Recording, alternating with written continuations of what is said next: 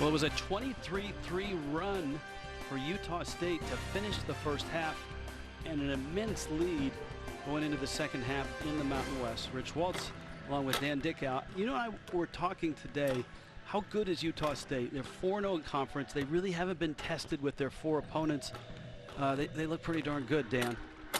They do. Offensively, they're shooting it right at 50% in tonight's ball game. Neemias Keita has been, quite frankly, unstoppable on that low block. They've done a nice job of getting in the ball, high-low looks as well as in pick and rolls. And defensively, they've been really good. And really good meaning 21% field goal percentage D good. And it's Keita with 5 blocks. He has been a dominant force, and he's showed it to you on the offensive end. They are playing with a purpose, and that's something that early in this season you want to see happen, and that's been the case for the Aggies. This is our AT&T 5G game summary.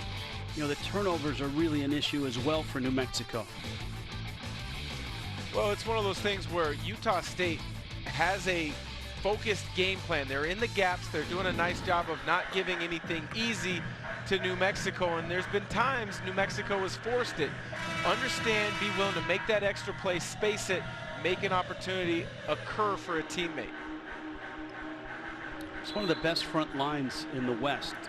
You know, you take a look at Keita, and as dominant as he's been, you mix in Justin Bean, who was a double-double guy last year and is approaching that this year, and then Marco Anthony, the Virginia transfer, is so versatile. He can play in the backcourt, he can play that three. And Utah State, dominant rebounding team. They're plus 11. And they just seem right on track to what they've done the first 2 years of Craig Smith there. They're 28-7 NCAA tournament, 26-8 NCAA tournament. And here they are in year 3. Yeah, a lot of people thought that, you know, with Sam Merrill off to the NBA, Utah State would miss a beat. Now, they haven't played the other cream of the crop in the Mountain West Conference. They've got San Diego State, Colorado State coming up next, but they sure have started off the season tremendously.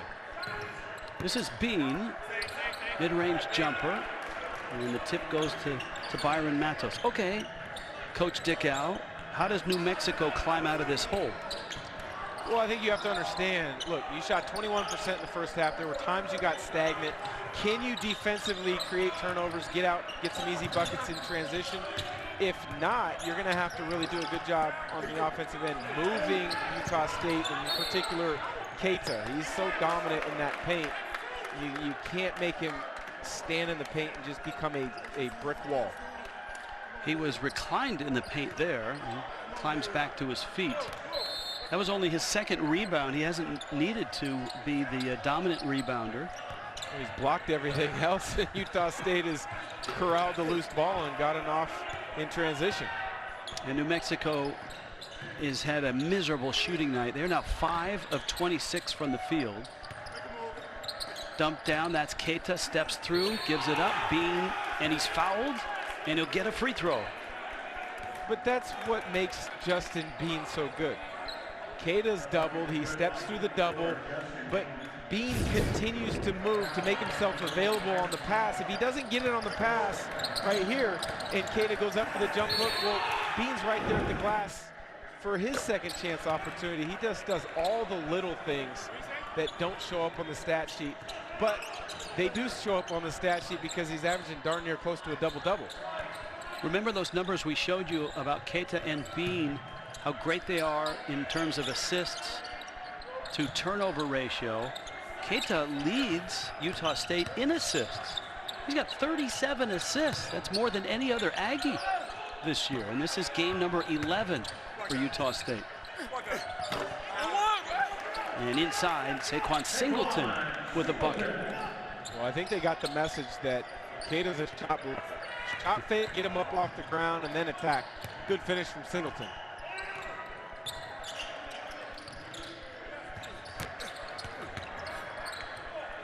A tough catch there on the pass by Miller, and a turnover for Utah State. Not a lot of turnovers in this ball game. That's only number 6. And it stays with New Mexico here. That's a good example there that last possession, Saquon Singleton, there was nowhere to go. Wooster's sliding with him, hands out to the side. Singleton tries to play bully ball, shoulder into the shot. Wooster straight up and down vertical. Comes away with a block shot. And that's a sweet jumper from McQuatch Malawach. He's having to make a transition, Dan Dickow, from solid glue guy that does everything well to all of a sudden being the first option offensively. And that's difficult to do. You go from averaging right around 10 points a game your first 3 years, where you're kind of getting secondary looks. You know, ball reversals off of post-ups when a guy gets doubled. Now you're having your number called. You're coming off of wide pin downs. Maybe you're coming off pick and rolls. And he has done a nice job of adjusting. He's going to have to continue improving in that role if New Mexico is going to have a good season. Singleton had that shot blocked. Not sure if it was Keita. Anthony met at the rim, and Bean is fouled on the rebound by Isaiah Marin.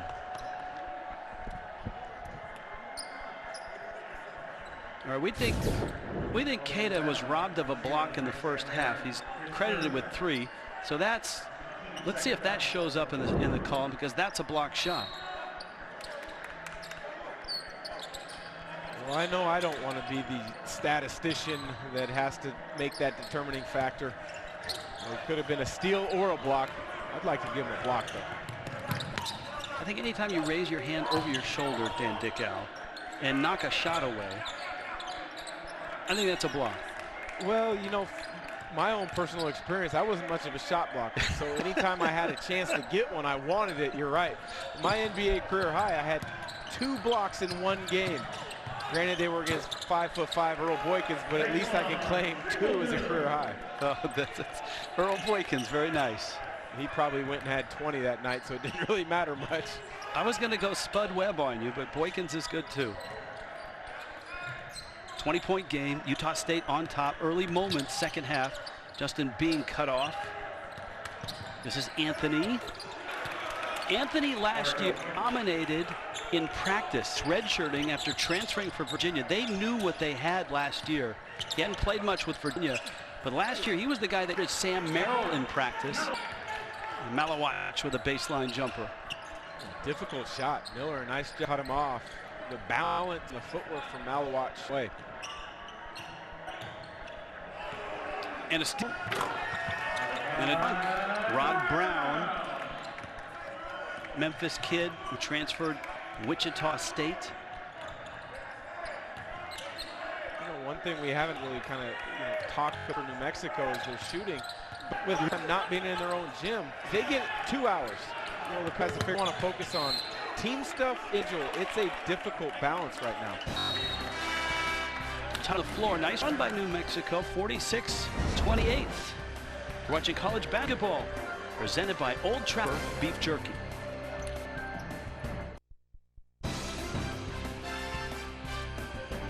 A nice run by New Mexico, still down a bunch to Utah State in the Mountain West. Second half, and it's time now for our Geico difference makers. Let's start with Neemias Queta and his 10 points. I'm telling you, he's got 5 blocks in this game. They still have him with just 3. Yeah, he's very efficient. 5 of 6 from the field, making the game easy. But I agree with you. That's got to be 5 blocks. He has been active on the defensive end. And Marco Anthony, the transfer from Virginia, he just plays at his own pace. Nothing speeds him up. He has been a tremendous addition to Utah State's ball club. And this, you know, it's odd to say this because they were an NCAA tournament team last year. They won the Mountain West tournament. Sam Merrill hit that great 3 against San Diego State. This is a more balanced Utah State team, it feels like, than we've seen the last 2 years. You know, I agree with you, and that's not a knock on Merrill, and he was such a good player. You want the ball in his hands, making decisions and plays. But, you know, with this group, Queta can score on the low block. Bean's kind of a blend guy, can do a number of different things. You don't have to call play for him. Anthony's a nice slasher who can hit from the outside. And that guy, Brock Miller, don't let him get open. Missed that one, but he's been shooting it tremendously in Mountain West play. All right, so New Mexico has a chance to keep rolling. McGee's shot, I think Bean got a piece of that. Queta has the loose ball. I like that term, a blend guy, because in basketball we've got a go-to guy, we have a glue guy, and now a blend guy. Well, it's one of those things where you got all these ingredients, you throw them in a mixer. They might not taste good. You blend them all up, and all of a sudden it is great in a smoothie or a milkshake or whatnot. I mean, Bean's like that blender. He makes everything work together really well. I like it. Offense isn't chunky. It's nice and smooth. Defensively, rotations are there. Mix a little protein in. You're good Absolutely. to go. Marin, that's a nice pass to Rod Brown near the end of the shot clock. And free throws coming. All right, 7-3. They lost 3 of their first 4 games. They had a tight game against BYU. They lost by 3. BYU's really good. And Craig Smith did not coach that game because he was out with COVID.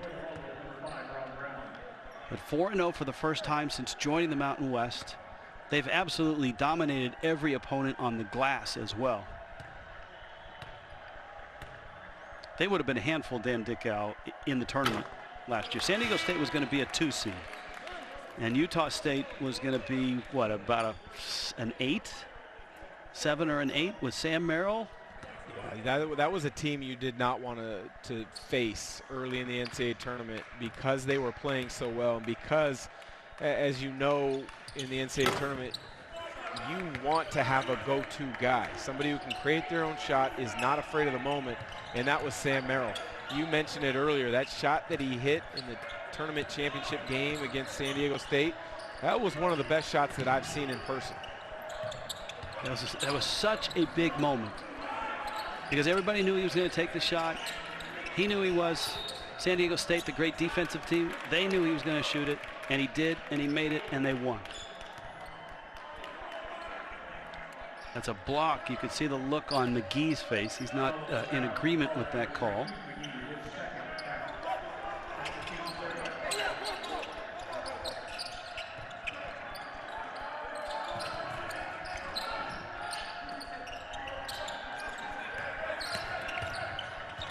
This is Bean. Ashworth in the corner, and he's short on the 3.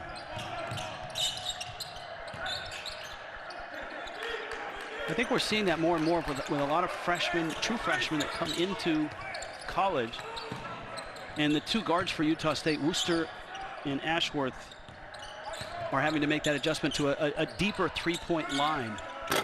That's a deep 3 there from Francis. And a great energy play by McGee in the left hand, and he goes and finishes. I think he can do more of that. Last couple of years when I've seen him in person, I've been impressed with his explosiveness athletically. He's kind of been inconsistent, but if you can put together a nice senior season, it'll really help. Keita, nice entry, and Keita finishes. Matos had fronted him, but there was no backside help. You're exactly right. Keita, a nice job of accepting the front, walking it up the lane just a little bit, and then the delivery over the top because there's no help side. See, if I hang out around with you, I pick up terms like that. McGee falling away, 16-footer. This has been a really nice run for New Mexico, and it's a 15-point game. And this is what you want to see from Paul Weir. You want to see early in this second half, guys play with energy, play with a purpose, and try to get back in this game. You're not going to get it all in 1 or 2 possessions, but keep grinding away at it. It's going to be difficult, though, if you leave Marco Anthony open at that 3-point line. Anthony with 13 in the game. That's his first 3, and the lead goes back to 51-33, an 18-point lead. Matos. Keita was there. Ashworth in transition, and he'll take it in and miss the layup. Bean, offensive rebound. Anthony, follow, and a bucket. But who kept that ball alive? Justin Bean does the little things. I'll tell you what, he wasn't highly recruited. He maybe wasn't highly valued early in his career, but he's earned a scholarship, and he's earned all the minutes that he gets. He is a human offensive rebound. a ball magnet. Francis. And he is fouled. Brock Miller got him. We're going to meet Stephen Ashworth, the freshman for Utah State, who had a very interesting offseason. And yes, she said yes.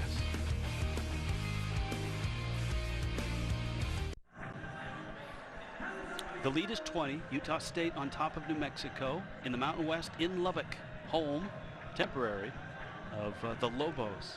Now, we were telling you about Stephen Ashworth and what an offseason he had. Christmas Eve engagement. Now, they were high school sweethearts, but they both went on LDS missions. When they came back, he told her that night, hey, look, I got something to do. I got to go get some shots up. I got practice. But then he came back, surprised her. You got the horse and carriage. Impressive that he was able to arrange for those fireworks in the background. And she said yes. That's a elaborate. I mean, that's well planned, well executed. Yeah, congrats to the two of them. That is a point guard for sure. Thinking ahead, planning ahead. Kind of throw a little misdirection in there, and then the execution. Congrats to them, and best of luck. I could see you in Spokane, Washington, in a horse and carriage on a 15-degree night in January. Francis, COVID, maybe that'll be my wife and I's next date. A little horse carriage ride at some point. Go down to Riverfront Park. Go down and see the falls. Utah State commanding lead, and that is Bairstow. He is a phenomenal athlete at 6'8", and he can run the floor. He is a versatile player. If you're New Mexico, you get beat in your three-quarter court pressure. You have to get back, communicate, and make sure the rim is covered. They did not do that. Emmanuel Quach, the knockdown three. If he can start developing a consistent jump shot from the perimeter, I think he's got a chance to be a tremendous player. He's shooting at about 40% on limited attempts this year, but they've got a lot of high hopes for him. And that really would help their offense, is to develop some outside shots. Keita knifes his way in. 14 points and 4 rebounds for Keita. And Francis answers for New Mexico. I said it earlier, there were segments of that game against Nevada where you watched and you said to yourself, New Mexico's not that bad. And I think we're seeing that right now over the last 6 to 8 minutes. They've had a pretty good run. Bairstow misses the three. Anderson rips up the rebound. Ashworth in, and it's blocked.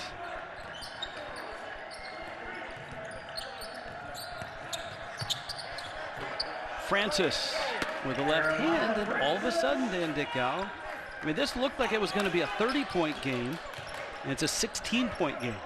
Yeah, but New Mexico continues to play with energy. They play with some pride now. They're making things difficult more times than not for Utah State, competing on the glass as well. Keita with a catch and the finish. And Francis went down. You may get a flop warning there, although did they call a foul on Keita? I'm not sure. We'll settle it when we return. 59-41. 30-second time, Utah State. 59-41, Utah State on top. 9 minutes left in this one in the Mountain West. Coming up next, we'll get you caught up on all of the college basketball from around the country on Inside College Basketball right here on CBS Sports Network. This is Lubbock, Texas. This is the Rip Griffin Center. Dan Dickau's not played at the Rip Griffin Center, but you never know. If you make a comeback, you could be playing there. This is on the campus of Lubbock Christian University, and they do host the Junior College National Championship for women's basketball. But certainly it's been a great place for the Lobos. They've been able to be in the bubble, so to speak. There you go. And they're pretty good. In fact, they've been able to play some of their championships on their home court. 32-5 last year, Dan Dickow. Can't mess with those results. Tremendous season by the women's program a year ago. And you know, New Mexico, I was just looking at the box scores. I think a big part of why they're trying to, or able to close this gap a little bit is only 2 turnovers in the second half. In the first half, 13. Well, as soon as I mentioned that, the classic broadcaster jinx. So Lobo fans out there, my apologies. Oh, come on. Own it. We have nothing to do with it. This is Bairstow. Lobo fans know that name. Of course, Cam Bairstow was just a terrific player on some really good Mountain West teams in Albuquerque at New Mexico. That's a foul on Wooster.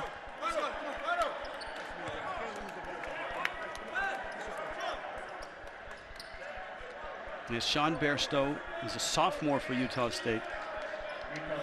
And the Bairstow family, there's a look at Cam, but don't forget Stephanie, who played at Utah State. And don't forget Mom. Because last year when Sean's season was over, when everything got shut down, he got on a plane and he flew to Australia. And Mom was ready. Mom is Penny, and Mom is a coach. And so Mom had the backyard ready.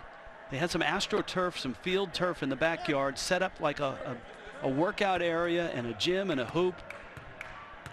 And Sean, it wasn't easy, he said, dribbling on that stuff, but it made him a better ball handler. Yeah, you got to really pound that dribble, improve your hand and finger strength. But that would have been a nice thing about growing up and living in Australia. You don't worry about the weather. You just go outside and play basketball in your front yard, your backyard, wherever. My son is dealing with those issues here in Spokane. It's cold, wet, rainy. How are you going to get your shots up? Anderson got that shot up, and he's fouled. He's going to get a free throw when we get back. 61-43 Utah State. Deep post position, Anthony Anderson. Nice left with the double coming. Looking to extend the lead.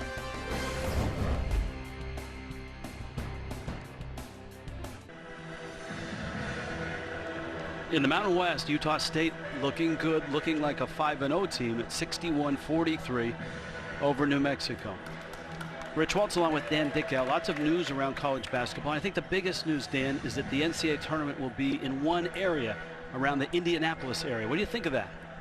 Yeah, I think it's great. I think you've got to plan well in advance, and the fact that you can have it in a quasi-bubble at multiple locations and limit the travel will be great. My fingers are crossed that fans are able to be there in some capacity. Can Gonzaga go undefeated? I don't know. My alma mater is looking pretty darn good. That question was bound to be posed as soon as they got through the first 4 games of the season. And then Kentucky. They started off quite of a struggle. 1-5. They've won their first 2 games in SEC play. But the biggest question that I see with them is, where is the consistent point guard play going to come from? In the SEC, you got to have great point guard play. The question about Gonzaga going undefeated to me is interesting because last year they lost on the road at BYU, correct? You stumped me. I'm not even going to try to. I'm not going to go there. Okay, so my broader point is this: a 3 out of the timeout is off.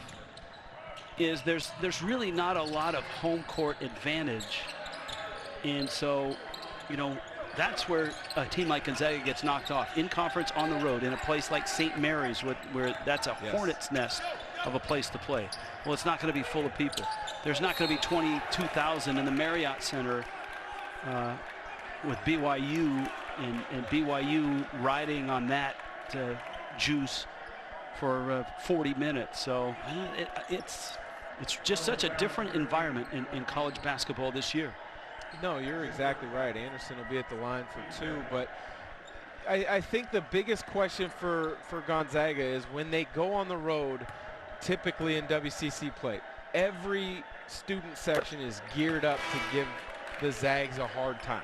So they'll get the best energy, the best effort from BYU, which is a tremendous home court advantage against anybody. St. Mary's, all the schools give the Zags their best shot energy-wise. Can Gonzaga go on the road and create energy with no opposing energy? I think that's the thing to watch out for. I do like the fact that, you know, with some of the COVID issues that are happening, Gonzaga and BYU were actually able to quickly reschedule games for both of them. That's going to be a big-time matchup that'll actually occur tomorrow, because both BYU and Gonzaga's original game for tomorrow night was postponed. Well, Utah State's been able to create their own energy quite well. They have a chance to go to 5-0 to open up the Mountain West. Anderson driving, and he's fouled. He'll get to the line. 6:43 left here. This has been a Utah State comfortable lead since midway through that first half.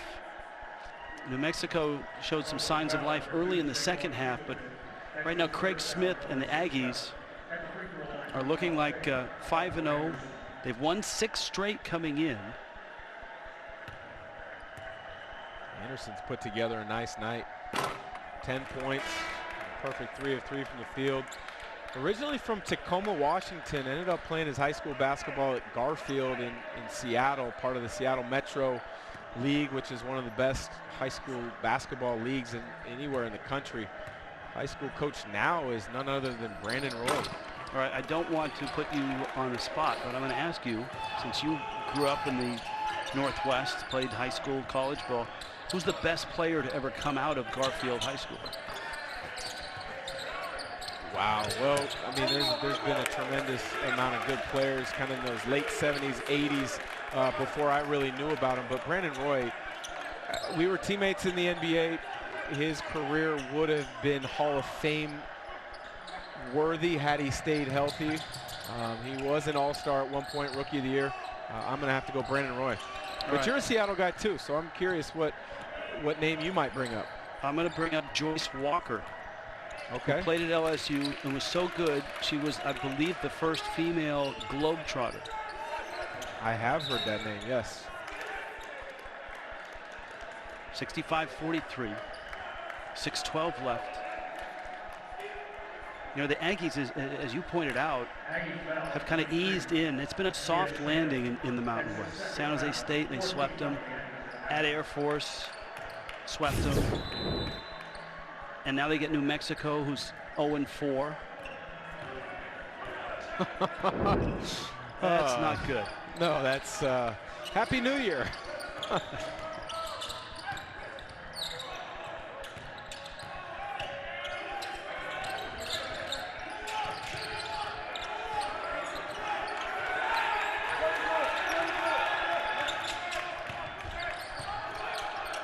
McGee, late in the clock, and a reaching foul on the drive by Valdir Manuel. And again, Dan, we've seen signs from the Lobos, you know, bursts of 6 to 8 minutes where everything starts to work. They're on the glass, they're shooting the three, they're getting looks inside. They've just got to figure out a way to put that together and keep that for a full 40 minutes. Yeah, and Paul Weir kind of giving us a synopsis of the season. He said he's been able to add more stuff defensively and offensively every few days as another New Mexico turnover, but that was basically a tremendous baseline side double team by Utah State. But for New Mexico, they've been able to add things scheme-wise that are simple and easy to replicate, which allows them to be more aggressive in them. And then offensively, it's just a matter of building chemistry and understanding spacing and timing where guys like the ball. But again, as I mentioned earlier, with limited practice time, you're caught between team improvement or skill individual improvement. That's a difficult choice to make. And that's hard because when you don't have a spring, you don't have a summer. They didn't even have a fall. Their first practice together was November 20th. Quach misses the three. And as you pointed out, they have limited practice time in Lubbock in this facility. Because of COVID, they can't just go find a gym and practice. And guys can't go get shots up. So they have 2 hours a day. And it's not like you're on a college campus. As you know, I'm sure you did it many times. When you were in a slump or you needed to work something out, you've got the keys to the gym or a gym, and you can go get shots up at night, or you can come in early and get shots up. They don't have that in this environment right now, and that's really hard for a team of freshmen and new faces and transfers. And that's where a lot of young players separate themselves early in their career. Are you willing to spend the late nights in the gym by yourself, or maybe with one manager or one teammate, repping out your jump shot, working on little details of your ball handling or different moves? And if you don't have that, you're at a definite disadvantage. A lot of bench time right now, including this guy. That's Logan Paget, whose dad, a great star at Kentucky, is one of the assistant coaches. We saw him in that last sequence. So Logan Paget, a transfer from Samford in Birmingham, is in the ball game and getting some run. You talk about a big man on campus. That was this guy for Kentucky, Scott Paget, and his son. It's 69-43.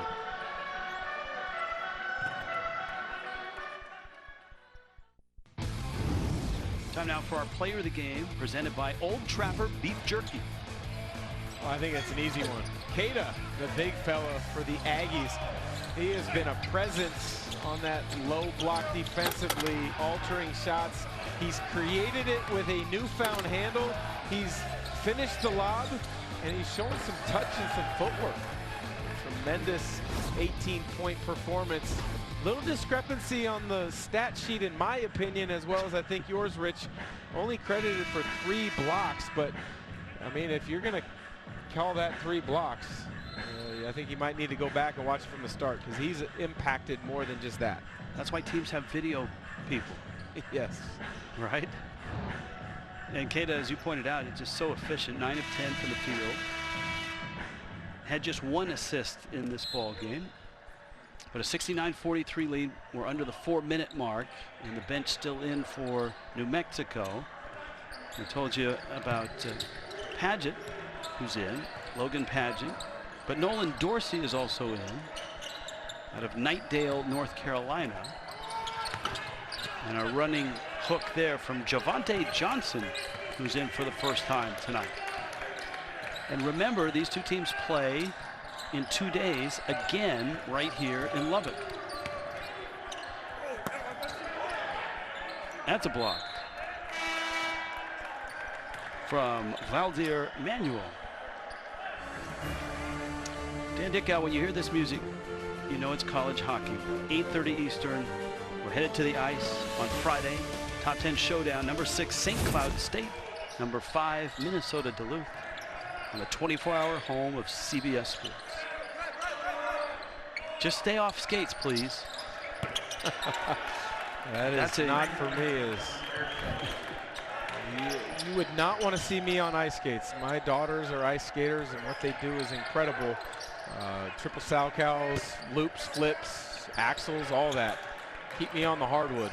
Yeah, well, the rest of the story is you were on skates last year. Was it the John Stockton's Christmas party? Yeah, John Stockton's Christmas party a year ago, and I was talked into playing some hockey from my kids, and a few minutes later, down goes Dad, broken wrist and all. So you don't want to see me on skates. Did Stockton at least pick up the deductible? Good question. Next time I see him, I'll have to ask if I can get a reimbursal. All right. Work on that. 72-43. Utah State on top of New Mexico. I'll tell you, that's one of the unique things about the Mountain West, with back-to-back games against the same opponent. Winning twice in 48 hours against the same opponent is not easy. We saw a lot of road wins in the Mountain West this last weekend. That's a foul on Anderson's shot. And Alfonso Anderson is having a really nice night tonight. he was in the running for that Old Trapper Player of the Game. Well, he's a young man who he can shoot it from the outside, but this is where he's at his best. On the low block, carving out space. He's strong, he's tough, he can finish through contact. Only averaged 4 points a game coming into tonight's contest, a season high 14. But you were talking about, you know, the back-to-back games, and the Mountain West isn't the only conference across the country that's doing this. It's going to be interesting to see the coaches and the adjustments that they make. Maybe they see something that they want to try to take advantage in the second matchup, or maybe there's a player that they thought maybe they didn't do a good enough job taking advantage of that matchup. It's going to be a chess match that's different at the college level for sure. Zahar Vedishev in for Utah State, and the ball out of bounds. We're under 2 minutes. You know, we had a coach tell us last week about the back-to-back games is after game one, you're essentially guessing what your opponent is going to adjust from their game plan. Nobody stays the same. And the other thing, and we talked to Craig Smith about this, you know, basketball teams call their plays. They have names for plays that come from the bench and on the court. And in this environment where there's no crowd, you can hear the calls. And so some coaches at times have to change the calls of their plays from game one to game two. I think a lot of what will happen in that second game is the older, more experienced team is going to have the definite advantage because they can make tiny, small adjustments to scouting reports and game plans on the fly much better. Trevin Dorius with the tip in, and the lead balloons to 77-43. Jordan Arroyo in the ball game for New Mexico. Padgett misses another three. Bairstow has the rebound.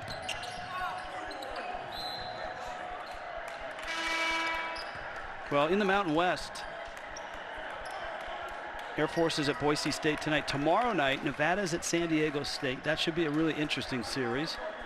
And UNLV is at Colorado State. Colorado State stunned everybody with the biggest comeback in Mountain West history on Saturday on CBS. They were down 26 points and came all the way back. Jean Tange had a 4-point play with 12 seconds left to finally come all the way back and take the lead, and a win on the road at San Diego State for Colorado State. That was just an amazing game to watch. Niko Medved, their head coach. You called that game. I watched quite a bit of it, and San Diego State got off to a terrific start. Shackle and Mitchell doing a terrific job, but the backcourt quickness of Colorado State, as well as the all-around play of Roddy, was really fun to watch in that comeback. Of course, in game two, San Diego State played like that the whole 40 minutes and pounded Colorado State. So that's a huge road win for a Rams team that is really improving every year. Under Niko Medved, they've been better and better.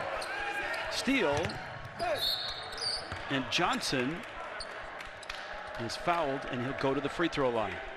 But Boise State's just, you know, as long as we're on the Mountain West, the net rankings came out this week, and that's the you know, it used to be the RPI, but the net rankings are very close to what the tournament selection committee uses.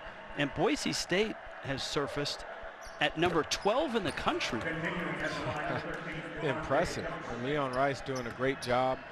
He told me a year ago that, you know, he liked their group last year, but he thought this year, because of the guys that they had sitting out, they had a chance to be special, and they're looking that way. Derek Alston, a chance to be Mountain West Player of the Year.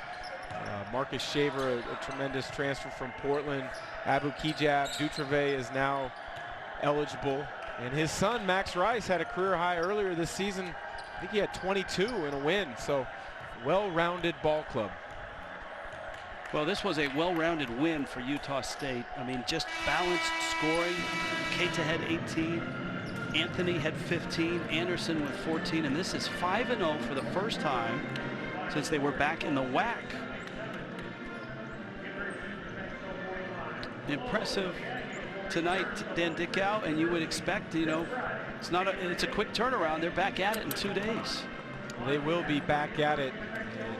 You want to keep Keita playing the way he played tonight. He was a man amongst boys. 18 points, a near perfect 9 of 10 from the field. Brought a smile to that man, Coach Craig Smith's face, that's for sure. So all smiles for Craig Smith. His ball club is 8-3 and 5-0, and has won 7 straight. 5-0 in the Mountain West. For Dan Dickow, I'm Rich Welts, our entire CBS Sports production crew.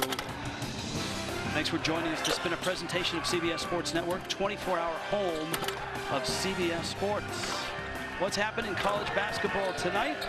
Let's find out. Let's send it to Inside College Basketball, our New York studio. Adam Zucker, Ryan Holland, Seth Davis, and John Rothstein.